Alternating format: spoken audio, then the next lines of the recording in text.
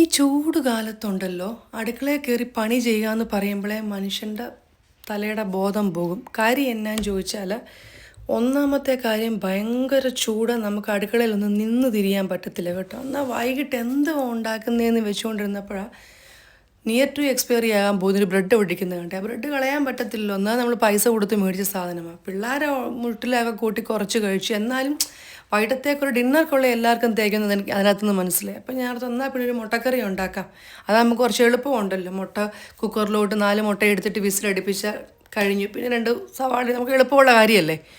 അങ്ങനെ ഉണ്ടല്ലോ എന്നാൽ മുട്ടക്കറി ഉണ്ടാക്കാമെന്ന് വിചാരിച്ചെല്ലാം അരിഞ്ഞ് അരപ്പെല്ലാം അങ്ങോട്ടിട്ട് തുടങ്ങി വന്നപ്പോൾ ഉണ്ടല്ലോ അന്നേരമാണ് മനസ്സിലായത്, അയ്യോ എൻ്റെ ദൈവമേ, കറിക്കിടാനുള്ള കാശ്മീരി മുളക് പൊടി ഇല്ലല്ലോ എന്ന്. എന്നാൽ വിജിയോടിയാകുമ്പോൾ എൻ്റെ പൊന്നു വിജി, നീ പോയി ഇച്ചിരി മുളക് പൊടി മേടിച്ചുകൊണ്ട് പോവാ. അതിനതേ ഞാൻ പോകത്തില്ല, കാരണം ഇപ്പം ഞാൻ പണിയെല്ലാം കഴിഞ്ഞ് കുളിച്ച് കഴിഞ്ഞ് ഇങ്ങോട്ട് വന്നേ, ഇനിയിപ്പം ഇതിന് വേണ്ടിയിട്ട് വണ്ടി എടുത്തുകൊണ്ട് എനിക്ക് പോകാൻ വയ്യ. അത് തന്നെയല്ല, ഞാൻ പിന്നെയും ഭയങ്കര അതുപോലെ ചൂടാകട്ടെ, നമുക്ക് പുറത്തു പോലും ഇറങ്ങും, ചൂട് കാറ്റായിരിക്കും നമ്മുടെ മുഖത്തെല്ലാം അടിക്കുന്നത്.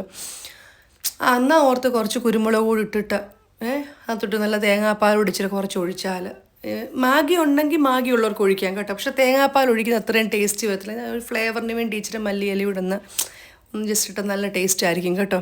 അങ്ങനെ അടിപൊളി ഒരു മുട്ടക്കറി ഉണ്ടാക്കിയേ. അപ്പോൾ ഓർത്ത് ബ്രെഡ് ചുമ്മാതെ കഴിക്കുന്നതിലും നല്ലതല്ലേ ഒന്ന് സ്റ്റീം ചെയ്ത് കഴിക്കാനുള്ളത്. ചിലപ്പോഴൊക്കെ ഞാൻ സാധാരണ സ്റ്റീം ചെയ്യാതെ കഴിക്കാറുണ്ട് കേട്ടോ. പക്ഷേ എങ്കിലും ബ്രെഡ് നമ്മൾ സ്റ്റീം ചെയ്തൊന്ന് ആവി ചൂടാക്കി എന്തെങ്കിലും കറിയുടെ കഴിക്കുമ്പോഴാണ് പ്രത്യേക ഒരു ടേസ്റ്റ് ആ ബ്രെഡിനുണ്ടാകുന്നത്. അപ്പോൾ ഞാൻ പറഞ്ഞു കുഞ്ഞുങ്ങളെല്ലാം അവർ കുളിയെല്ലാം കഴിഞ്ഞ് അവരും വിശന്നിരിക്കുമായിരുന്നു.